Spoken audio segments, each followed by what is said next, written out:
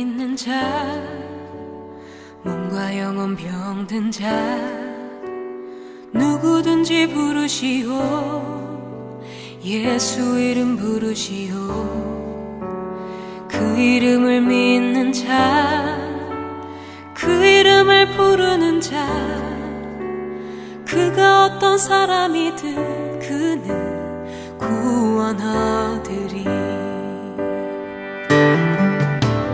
나 믿는 자, 몸과 영혼 병든 자, 누구든지 부르시오. 예수 이름 부르시오. 그 이름을 믿는 자, 그 이름을 부르는 자, 그가 어떤 사람이든 그 구원하리리.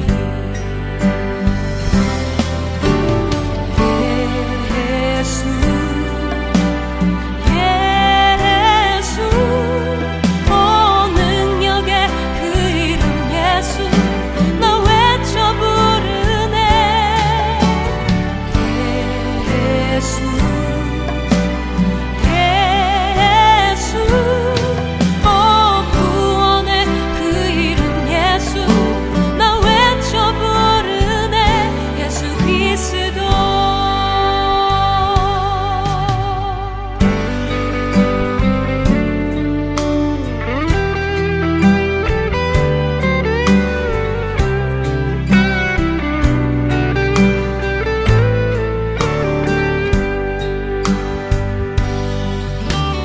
눈과는 내게 없으나 나 가진 건 너에게 주니. 능력의 이름 예수라.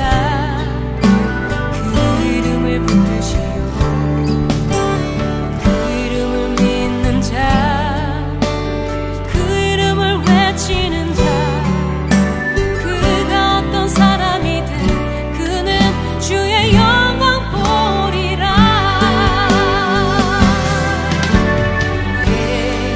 예수 예수 오 능력의 그 이름 예수, 나 외쳐 부르네. 예수 예수 오 구원의 그 이름 예수, 나 외쳐 부르네. 예수 그리스도. 우리에게 주신 영광의 이름, 나 어찌 잠잠하리. 세상에 그대 외쳐 부르지. 나의 주 예수 그리스도.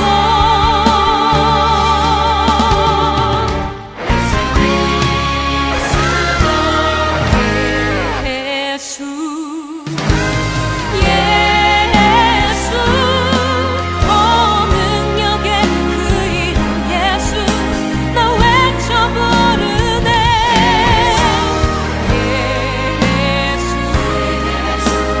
예수 오 구원의 그 이름 예수, 나 외쳐 부르네.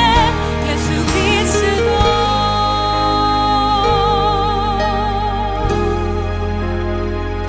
예수 그리스도.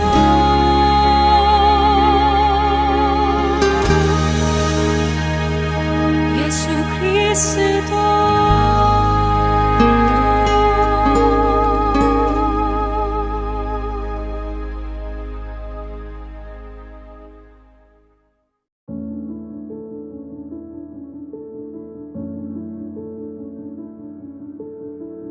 예수께서 즉시 제자들을 재촉하사 자기가 무리를 보내는 동안에 배를 타고 앞서 건너편으로 가게 하시고, 무리를 보내신 후에 기도하러 따로 산에 올라가시니라.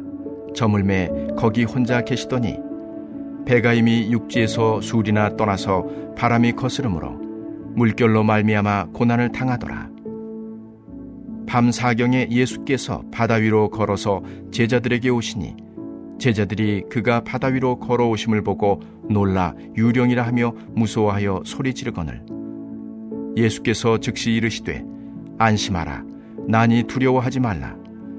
베드로가 대답하여 이르되 주여 만일 주님이시거든 나를 명하사 물 위로 오라 하소서 하니 오라 하시니 베드로가 배에서 내려 물 위로 걸어서 예수께로 가되 바람을 보고 무서워 빠져가는지라 소리질러 이르되 주여 나를 구원하소서 하니 예수께서 즉시 손을 내밀어 그를 붙잡으시며 이르시되 믿음이 작은 자여 왜 의심하였느냐 하시고 배에 함께 오름에 바람이 그치는지라 배에 있는 사람들이 예수께 절하며 이르되 진실로 하나님의 아들이로소이다 하더라. 그들이 건너가 게네사렛 땅에 이르니 그곳 사람들이 예수이신 줄을 알고 그 근방에 두루 통제하여 모든 병든 자를 예수께 데리고 와서 다만 예수의 옷자락에라도 손을 대게 하시기를 간구하니 손을 대는 자는 다 나음을 얻으니라. 아멘. 할렐루야. 새벽을 깨워 예배하는 성도님들에게 주님이 주시는 기쁨과 소망, 은혜가 가득하시기를 기도합니다. 마태복음 14장 22절부터 32절까지 오병이어 이적에 이어서 예수님께서 물 위로 걸어오신 사건이 기록되어 있습니다. 이는 초자연적인 이적으로 우리에게 전하는 메시지는 명확합니다. 이 사건을 통해 예수님께서는 자신이 모든 자연을 지배하시는 분이시며 따라서 하나님의 아들이심을 선포하는 것입니다.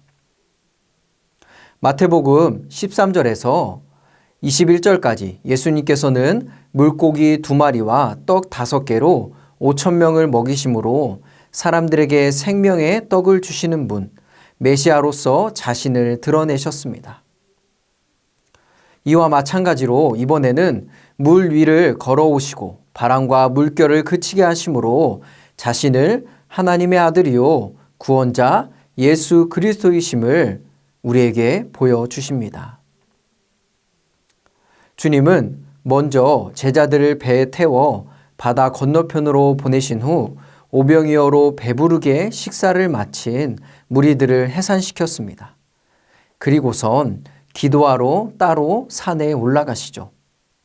이것은 큰 이적을 행하신 후에 자신을 세상의 임금으로 삼으려는 무리들의 유혹을 물리치기 위함이었습니다. 한편 예수님과 떨어져서 배에 오른 제자들은 이미 바다 멀리 나가 있었는데 문제는 맞바람이 치면서 파도가 배를 세차게 때려 이들이 고단을 당하고 있었습니다. 그렇게 어려움을 겪고 있을 때 밤 사경에 이르니 다시 말하면 새벽 3시에서 6시 사이에 예수님께서 바다 위로 걸어 제자들에게 걸어오셨습니다. 사랑하는 성도님들, 여기서 주님이 물 위를 걸어오셨다라는 말씀을 우리는 깊이 묵상해 보아야 합니다. 우주 안에 있는 모든 물체는 중력의 지배를 받습니다. 그래서 사람이 물 위를 걸을 수도 없고 혹 말도 안 되는 일이 벌어져 걷는다 하여도 물에 빠지게 되는 것이 당연합니다. 그런데 지금 예수님은 모든 자연 법칙, 중력을 무시하고 물 위를 걸어 제자들에게 옵니다. 무엇을 이야기하고 있는 것입니까? 하늘과 바다를 만드신 분, 모든 자연 법칙 그 위에 계시는 분, 그래서 그것들을 거스르기도 하고 다스리실 수도 있는 분, 그분이 바로 하나님의 아들 예수 그리스도다라는 것을 우리에게 지금 전하고 있는 것입니다. 여러분, 그런데 제자들은 이미 오래전부터 이런 것들을 경험하였습니다. 이런 예수님을 만났습니다. 귀신을 내쫓고 사람들을 고치시고 바로 앞에서는 5,000명이 되는 사람들을 먹이시는 주님을 만났지요. 그런데 물 위를 걸어오시는 것을 보고 제자들은 뭐라고 이야기합니까? 유령이다 라고 말하며 무서워하고 소리를 지릅니다. 물론 예수님인 줄 몰랐겠지만 어렸을 때부터 이스라엘 역사 가운데 놀라운 일을 행하셨던 하나님, 홍해를 가르시고 만나를 먹이시고 했던 이야기들을 다 들었고 주님을 따라다니면서 많은 것들을 경험했음에도 불구하고 이들은 저 물 위를 걸어오는 사람이 예수님일 거라는 짐작조차 하지 못합니다. 막상 위기에 처하니 이전에 경험했던 것들은 다 잊어버리고 앞에서 오시는 주님도 보지 못합니다. 어떻습니까? 제자들의 모습이 마치 나의 모습 같지 않습니까? 예배를 통해서 하나님을 만나고 삶에서 인도하시는 하나님을 경험하지만 막상 큰일이 생기면 삶의 어려움을 만나면 24절과 같이 말 그대로 고난을 만나면 어찌할 바를 몰라 합니다. 자연을 다스리시고 5,000명을 먹이시는 분, 고치시고 치유하시며 능력과 시간, 상황을 뛰어넘어 역사하시는 분. 그 예수님을 믿는 믿음이 없으니 주님일 거라고는 생각도 못하고 두려움에 떱니다. 그런데 이때 주님께서 이렇게 말씀하십니다. 이르시기를 안심하라 나니 두려워하지 말라. 이것은 유령이 아니니 두려워하지 말라라는 것과 동시에 바람과 물결로 배가 뒤집힐 것 같은 폭풍 속에 있는 제자들에게 건네는 주님의 말씀입니다. 예수님은 오늘 물 위를 걸으셔서 두려움에 떨고 있는 제자들에게 오셨습니다. 그리고 두려워하지 말라라고 말씀하십니다. 사랑하는 성도님들, 오늘 주님은 우리에게 그리고 이 땅에 있는 교회에게 마치 금방이라도 배가 뒤집힐 것 같은 어려운 시간을 만나도 괜찮다라고 하십니다. 왜냐하면 물 위를 걸어 제자들에게 오셨던 것처럼 주님이 우리와 함께 하시기 때문입니다. 바람과 물결이 치는 바다 위에 홀로 두지 않으시고 그 가운데로 오셔서 우리의 삶을 붙들어 주실 것이기 때문입니다.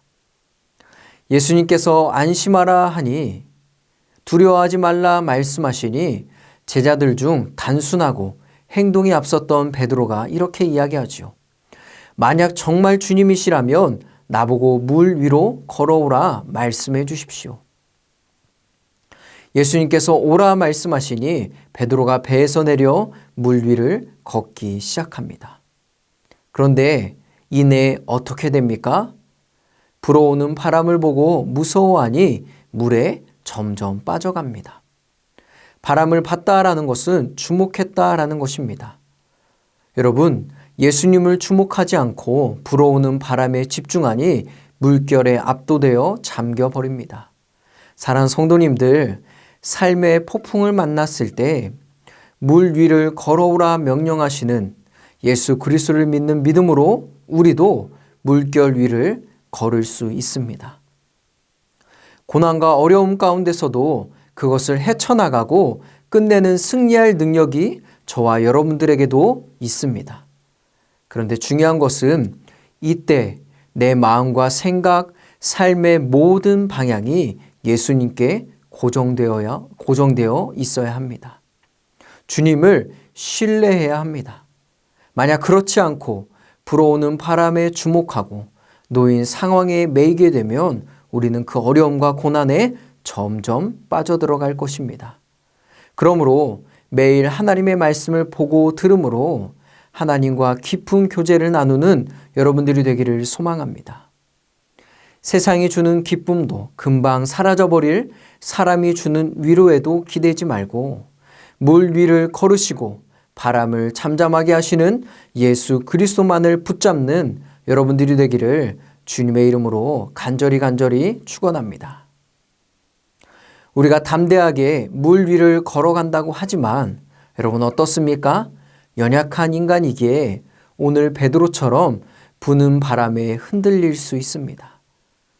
주님께 가는 길을 실패할 수도 있습니다. 이때 물에 점점 빠져가는 베드로는 어떻게 합니까?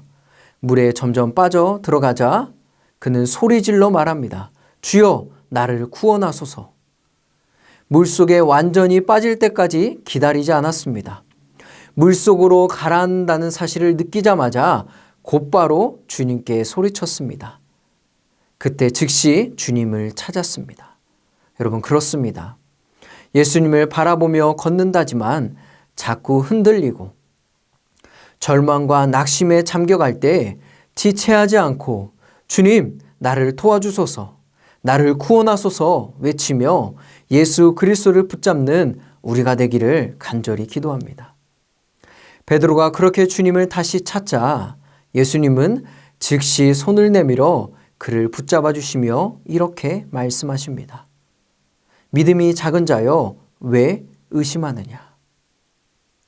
여러분, 결국 오늘 말씀의 중심에도 베드로가 물 위를 잘 걷다 빠지게 된 것도 모두 믿음에 관해 이야기하고 있습니다.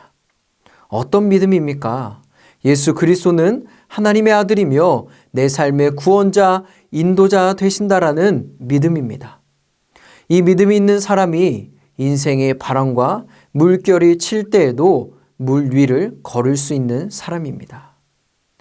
베드로를 포함한 12명의 제자들이 주님을 따를 때 항상 그들을 위협했던 것이 바로 믿음이 작은 것이었습니다.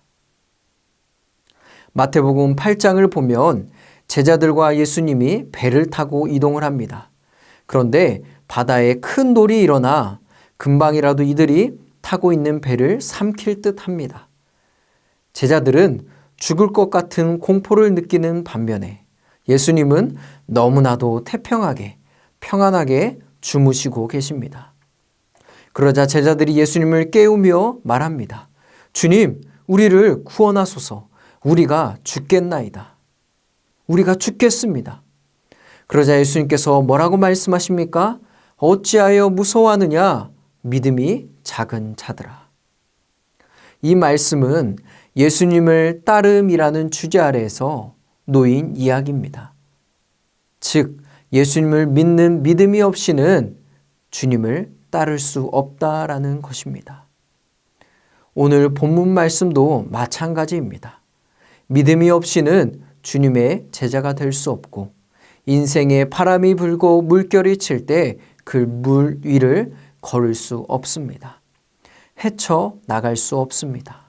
사랑하는 성도님들, 여러분들에게는 이런 믿음이 있습니까? 하나님의 아들 예수 그리스도, 내 삶의 구원자, 참 진리가 되시는 예수님을 고백하는 믿음이 내 삶에 충만하십니까? 주님은 물결을 잠잠하게 할 수 있습니다라는 그 믿음이 여러분들 가운데 있습니까? 오늘 본문 말씀은 바람과 물결을 다스리시는 예수님을 통해 주님이 하나님의 아들이심을 증거하고 있습니다. 그러면서 우리에게 인생의 파도, 불어오는 바람과 물결 앞에서 그 물 위를 걸어 예수님께 오라라고 우리에게 말하고 있습니다. 믿지 않는 사람들은 어떻게 사람이 물 위를 걸을 수 있냐고 하지만 여러분, 이 말씀은 진짜 물 위를 걸었냐 아니냐가 핵심이 아닙니다. 그 핵심은 믿음이 있는 사람은 물 위를 걸을 수 있는데 너는 물 위를 걸을 수 있는 믿음이 있느냐라고 묻고 있는 것입니다. 사랑하는 성도님들, 예수님을 향한 사랑과 믿음이 충만하시기를 기도합니다. 혹 인생의 파도 가운데 있으십니까? 그것을 잠잠케 하시는 예수님을 주목하고 끝까지 신뢰하십시오. 내 삶의 구원자, 인도자 되시는 예수님을 꽉 붙잡으십시오. 오직 예수 그리스도를 믿는 믿음을 가진 자가 고난과 어려움을 이겨낼 수 있습니다. 그 사람이 거친 물 위를 걸을 수 있습니다. 오늘 하루 이 믿음으로 승리하시기를 주님의 이름으로 간절히 축원합니다. 우리 함께 이 시간에 기도하기 원합니다. 예수님을 내 삶의 구원자로 고백하는 온전한 믿음으로 승리하게 하소서. 두 번째, 브라질 이연학 이정현 선교사님 그리고 그 자녀들 코로나로부터 완전한 회복이 이루어질 수 있도록 주님 도우소서. 우리 함께 이 시간에 간절히 기도하도록 하겠습니다.